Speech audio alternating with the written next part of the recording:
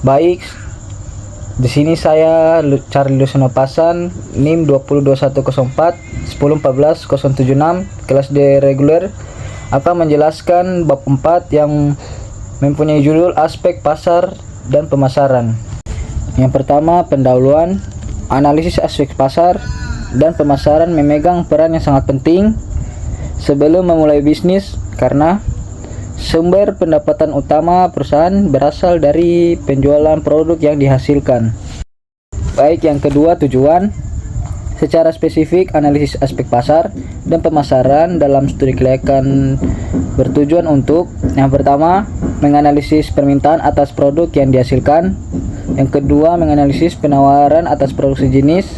Yang ketiga, menganalisis ketersediaan rekanan atas pemasok, faktor produksi yang dibutuhkan.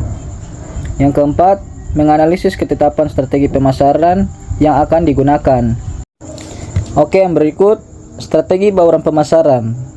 Pasar adalah jumlah seluruh permintaan barang atau jasa oleh pembeli-pembeli potensial. Sedangkan Stanton mendefinisikan pasar sebagai orang-orang yang mempunyai keinginan untuk puas, uang untuk berbelanja, dan kemauan untuk membelanjakannya.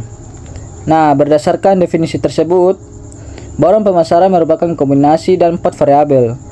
Berikut adalah 4P, yaitu yang pertama, produk.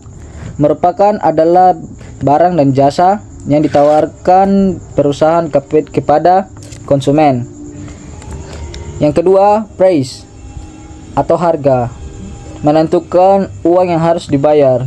Yang ketiga, place atau tempat, merupakan saluran distribusi yang digunakan untuk mengantar produk atau jasa kepada konsumen. Yang keempat, promotion atau promosi, mengacu kepada semua kegiatan yang dilakukan untuk membujuk konsumen agar dapat membeli suatu perusahaan di produk.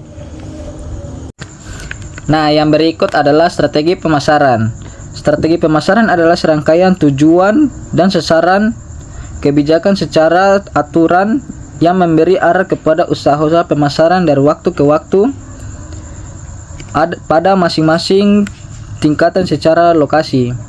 Nah, strategi pemasaran tersebut memiliki 4, yaitu yang pertama, segmentasi pasar, merupakan kegiatan membagi pasar yang bersifat heterogen dari suatu produk ke pasar.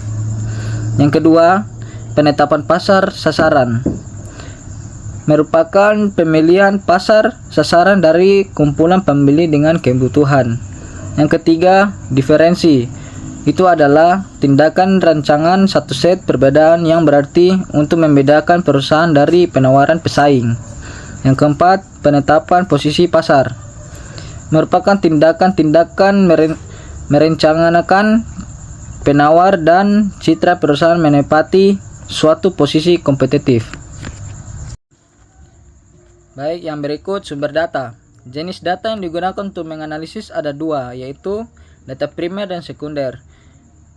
Dan data primer berupa data tentang kesediaan masyarakat untuk menggunakan produk yang dihasilkan, kondisi perusahaan, perkembangan pendapatan masyarakat.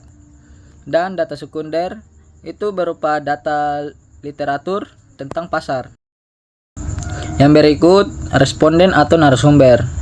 Pihak-pihak yang terkait dengan aspek dan pemasaran yaitu: yang pertama, masyarakat. Yang kedua, pelaku usaha jenis.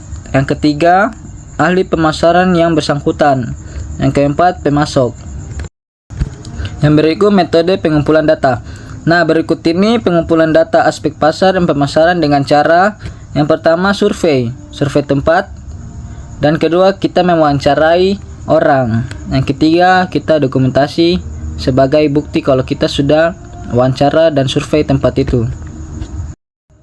Next, instrumen pengumpulan data memiliki ada 3. Yang pertama, checklist data sekunder. Yang kedua, kuesioner penelitian. Yang ketiga, pedoman wawancara. Oke, yang berikut analisis data.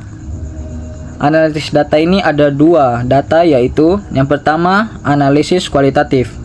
Analisis kualitatif digunakan untuk mendeskripsikan kondisi pasar dan strategi pemasaran yang akan dijalankan.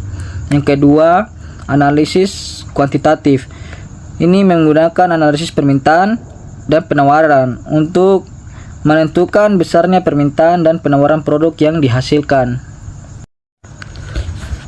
Baik, itu adalah materi dari saya yang berjudul Aspek Pasar dan Pemasaran. Sekian dan terima kasih.